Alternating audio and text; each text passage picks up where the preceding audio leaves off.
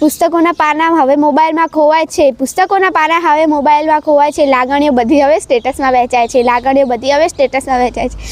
બાળકોને જોઈએ છે તમારો વહાલ અને સમય, બાળકોને જોઈએ છે તમારો વહાલ અને સમય, પણ અફસોસ આખો પરિવાર તો હવે ઓનલાઈનમાં જણાય છે, આખો પરિવાર તો હવે ઓનલાઈનમાં જણાય છે. અહીં ઉપસ્થિત શિક્ષકગણ તથા મારા વહાલા વિદ્યાર્થી મિત્રો, આજે 26મી જાન્યુઆરી 2026ના દિવસે આપણે દરેક આપણી દેશની આઝાદીનું પૂર્વ ઉજવી રહ્યા છીએ. ત્યારે મારે એક એવી આઝાદીની વાત કરવી છે જે તમે દરેક ખોઈ રહ્યા છો. તે આઝાદીનું નામ છે સ્ક્રીનમાંથી આઝાદી. હું ધોરણ 7થી વિદ્યાર્થી હોવાને નાતે દરેકને મારા દિલની વાત કહેવા માગું છું.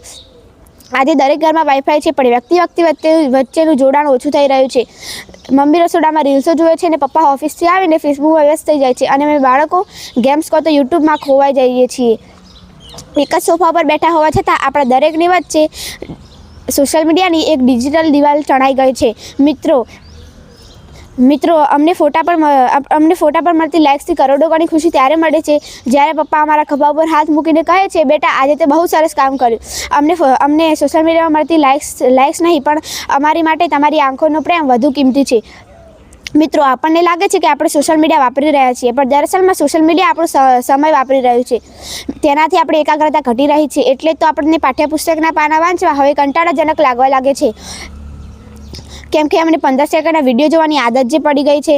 પૂજ્ય માતા પિતા, બાળક એ જ શીખે છે જે તે જુએ છે. જો તમે જમતી વખતે ફોન સાઈડમાં રાખશો તો અમે પણ એ જ શીખીશું. અમને તમારા ફોનનો ડેટા નહીં, પણ તમારા સમયની વધુ કિંમત છે. અમને સોશિયલ મીડિયાના વાયરલ વિડીયો નહીં, પણ તમારી બાળપણની વાર્તાઓ સાંભળવી છે. આ પ્રજાસત્તાક દિવસના દિવસે આપણે એક સંકલ્પ કરીએ કે સોશિયલ મીડિયાના ગુલામ નહીં, પણ સોશિયલ મીડિયાના માલિક બનીશું. સોશિયલ મીડિયામાં શેર કરવા કરતાં જીવનમાં ખુશીઓનો શેર કરતા શીખીએ.